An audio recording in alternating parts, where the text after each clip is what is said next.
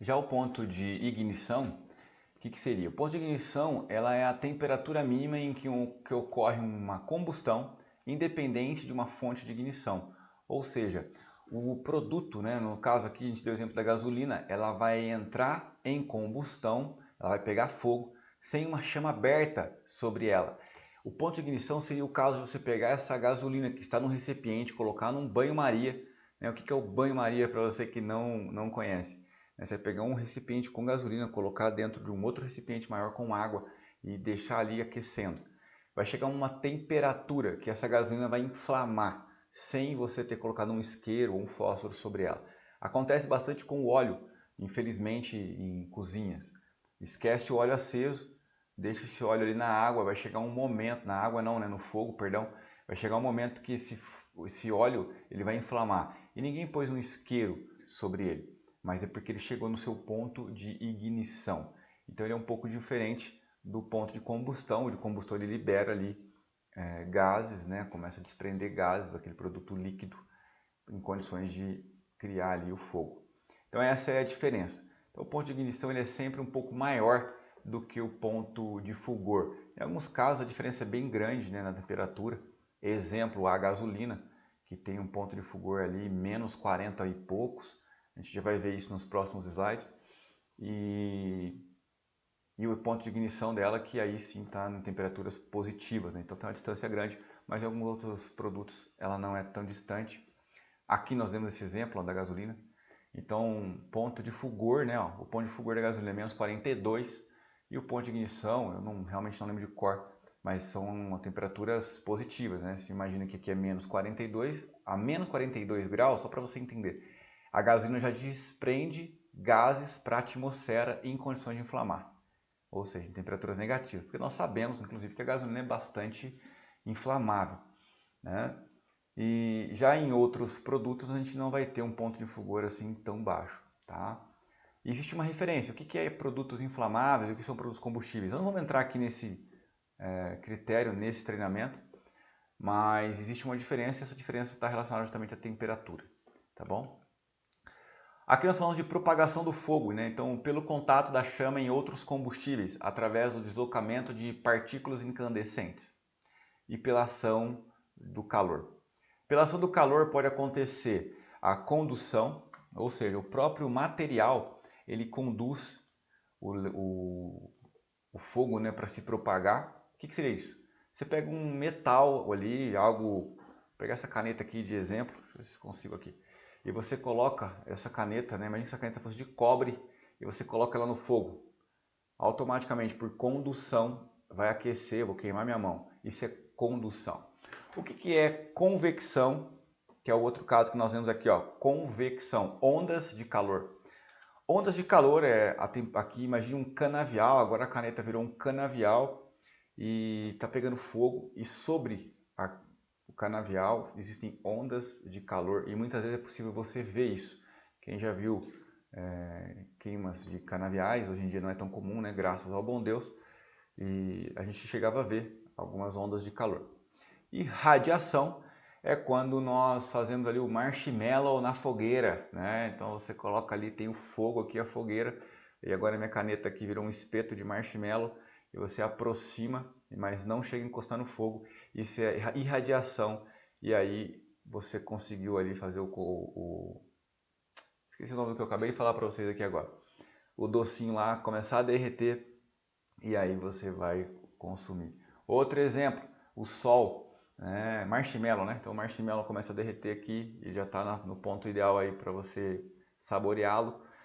E foi por radiação que você fez isso. Outro exemplo é o sol, né? Quando você está exposto aí, tomando um sol, curtindo uma praia, existe ali, pela ação do calor, sim, também a radiação. Então esses são os exemplos que nós poderíamos. E voltando aqui, né, falando agora da classe de incêndio, então o que seriam e quais são essas classes de incêndio que nós temos, tá?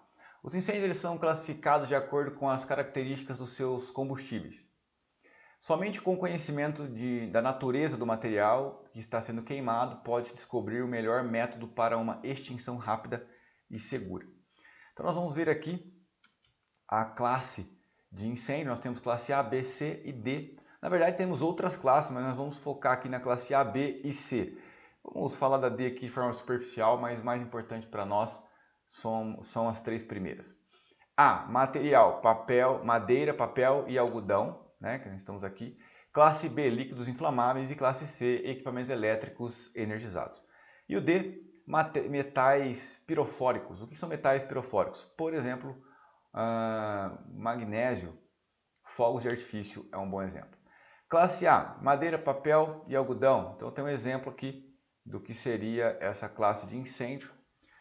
Caracteriza-se por algumas características dessa classe. Então caracteriza-se por fogo em materiais sólidos, queimam em superfície e profundidade.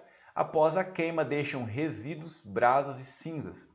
Esse tipo de incêndio é extinto principalmente pelo método de resfriamento e às vezes por abafamento através de jato pulverizado, extintor de água ou mesmo um hidrante. Classe B, líquidos inflamáveis, caracteriza-se por fogo em combustíveis líquidos inflamáveis. Queimam em superfície. Após a queima, não deixam resíduos. Esse tipo de incêndio é extinto pelo método de abafamento. Ok. Classe C, equipamento elétrico energizado. Importante reforçar isso, né? O classe C, equipamento elétrico energizado. Um equipamento elétrico que não está mais energizado, né? Um painel onde foi desligado lá a fonte dele de energia, ele se torna um classe A. Você poderia jogar água nele agora, porque você deixou ele sem energia. Caracteriza por um fogo em materiais e equipamentos energizados, geralmente equipamentos elétricos. A extinção só pode ser realizada com agente extintor não condutor de eletricidade, nunca com extintores de água ou espuma. E o primeiro passo no incêndio de classe C é desligar o quadro de força, pois assim ele se torna um incêndio classe A. Classe D, metais pirofóricos. Caracteriza-se por fogo em metais pirofóricos, alumínio, antimônio, magnésio. São difíceis de serem apagados e esse tipo de incêndio é extinto pelo método de abafamento. Nunca utilize extintores de água ou espuma para extinguir, né, ou extinção desse incêndio. Inclusive pode agravar se você jogar água.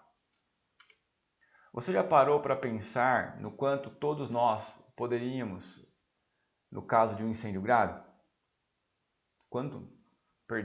Você já parou para pensar no quanto todos nós perderíamos no caso de um incêndio grave, né?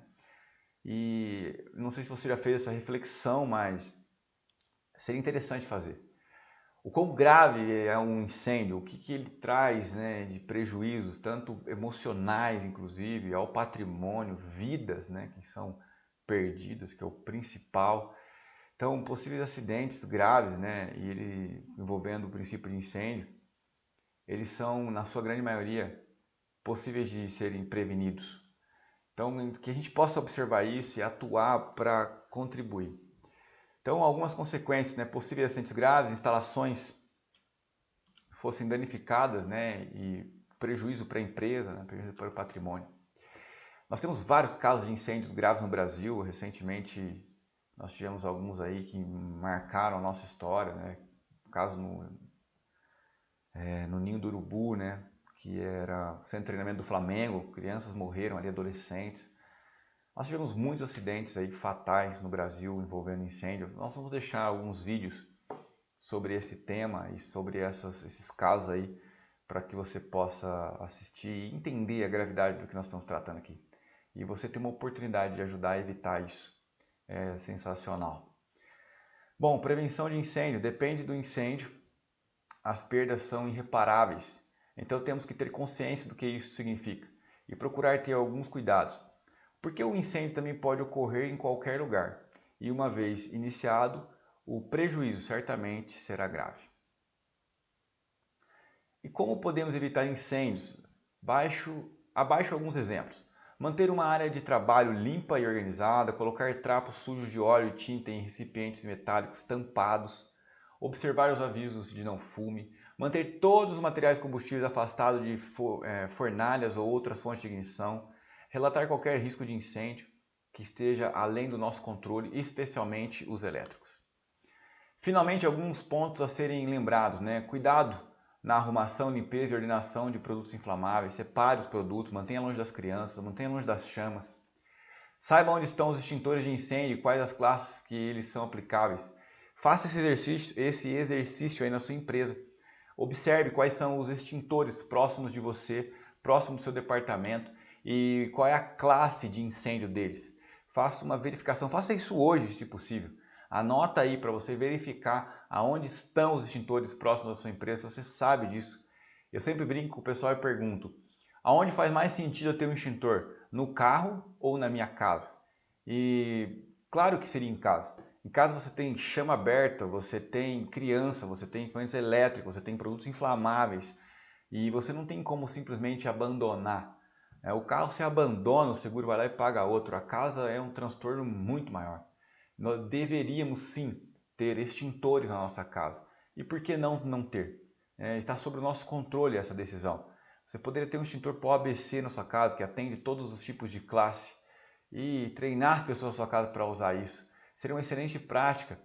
Não é comum, eu sei, mas faria todo sentido, eu creio que você concorda comigo, que nós tivéssemos isso nas nossas casas. Fica o alerta aí, a recomendação. Em caso de princípio de incêndio, haja imediatamente, pois debelar o fogo no seu início é mais fácil, ou procure auxílio imediatamente. Use o equipamento de combate portátil para controlar o fogo até que chegue a ajuda. Então, princípio de incêndio, controlar princípio de incêndio é mais fácil do que controlar incêndios de grandes proporções. Haja no princípio de incêndio, atue de forma bastante direcionada. Nós vamos ter vídeos aqui te mostrando como utilizar os extintores, como fazer esse uso. Vou falar sobre isso aqui também. Então você vai estar treinado aí e, claro, não substitui a prática, mas já é um avanço. Eu tenho certeza que só com esse treinamento você já vai conseguir usar um extintor. Tenho certeza absoluta disso. Bom, falamos agora de métodos de extinção do fogo. Partindo do princípio que para haver fogo são necessários os combustíveis, comburentes e calor, formando o triângulo do fogo, ou, mais modernamente, né, o quadrado ou tetraedro do fogo, quando já se admite a ocorrência de uma reação em cadeia. Para nós extinguirmos o fogo, basta retirar um desses elementos. E é o que nós vamos ver aqui como fazer. Com a retirada de um dos elementos do fogo, temos os seguintes métodos de extinção. Extinção por retirada do material, por abafamento ou por resfriamento. Eu não sei se está ficando claro isso para você aqui, mas eu quero te mostrar algo. Opa, agora sim. Quero te mostrar algo aqui, esclarecer algo, né, para você. Nós falamos que o triângulo do fogo ele precisa existir, ou o tetraedro do fogo existir para termos um incêndio. Em contrapartida, para eu controlar esse princípio de incêndio, eu tenho que eliminar uma dessas três pernas do triângulo do fogo. Quais são as pernas do triângulo do fogo que a gente já tratou aqui? Nós estamos falando de calor, comburente, que é o oxigênio e combustível. Como eu retiro o oxigênio? Através de um extintor de CO2, por exemplo. Quando você aplica o CO2, ele abafou, ele tirou, ele eliminou o oxigênio e por eliminar o oxigênio você retirou uma das pernas do triângulo, controlou. Quando você usa o extintor de água, você atua onde? No calor, resfriou. Então por isso da importância de conhecer a teoria para saber qual extintor você deve utilizar na prática. E nós vamos falar sobre isso agora. Extinção por retirada do material. O que seria isso? Você simplesmente ir lá e retirar do local aquilo que ainda não queimou. Eu tenho uma sala e essa sala está com muitos materiais e começou um incêndio ali. Eu vou e tiro parte desse material, se isso for seguro para mim, sempre lembrando disso. Então eu tenho cadeiras de madeira. Pegou fogo em meia dúzia das cadeiras, mas tem mais 12 ali. Eu vou começar a tirar essas cadeiras, separar. Retirada de material seria isso. Extinção por abafamento. Então, o método que consiste na diminuição ou impedimento do contato do oxigênio com o combustível. Eliminar oxigênio, cobrindo, por exemplo, a área do incêndio. Eu tenho ali um local, um tambor pegando fogo e eu posso simplesmente ir lá com uma manta anti-chama adequada e cobrir isso e automaticamente vai apagar. Exemplo disso bem clássico é quando você tem uma vela e coloca um copo sobre essa vela, automaticamente a vela apaga. Por quê? Porque consumiu todo o oxigênio. Extinção por retirada do calor, né? Então o resfriamento, o uso de água seria o melhor exemplo aqui. Extinção química ocorre quando interrompemos a reação em cadeia. Este método consiste no seguinte: o combustível sobre a ação do calor gera gases ou vapores que ao se combinarem com o comburente formam uma mistura inflamável. Então essa é a reação tradicional, você vai interferir nisso de alguma maneira. Então o agente extintor, o pó químico seco, ele vai, por exemplo, interferir ali e de uma forma química ele vai interromper essa reação em cadeia. Ainda falando aqui dos agentes extintores, né? Então destinam-se ao combate imediato e rápido de pequenos focos de incêndio. São incêndio, não devendo ser considerados como substitutos aos sistemas de extinção mais complexos, mas sim como equipamentos adicionais. Ou seja, ter um extintor não substitui você ter, por exemplo, um sprinkler quando o teu projeto de incêndio pede isso. O que é o sprinkler? Não sei o que é o sprinkler, né? O sprinkler é o chuveirinho que você vê em filme lá. O pessoal põe um isqueiro, queima, estoura a ampola dele e começa a cair água. Nós temos outros métodos como equipamentos que em vez de água ele libera gás CO2. Tem outros gases conhecidos, o Inergen é um gás bastante conhecido que também tem essa característica de combater o incêndio ali. Então são equipamentos mais, vamos dizer, para incêndios maiores realmente, né? Ou realmente tem uma atuação mais eficiente. Mas o extintor ele contribui muito porque no princípio de incêndio, um uso do extintor de forma correta já resolve o problema.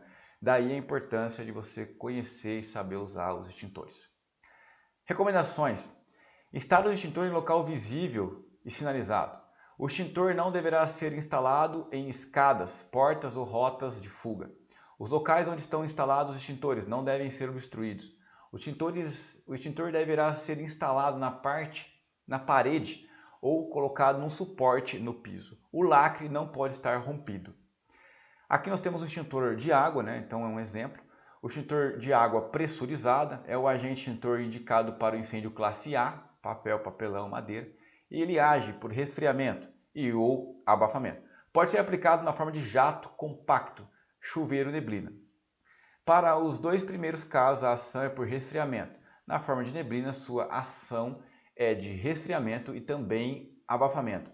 Você consegue abafar o incêndio usando um bom extintor ou principalmente um hidrante, o uso de um hidrante. Teremos vídeos aí mostrando a utilização para vocês. O CO2, também conhecido como gás carbônico, é o agente extintor indicado para incêndios classe C. Por não ser condutor de eletricidade, age por abafamento, podendo ser também utilizado nas classes A, somente em seu início, e na classe B em ambientes fechados.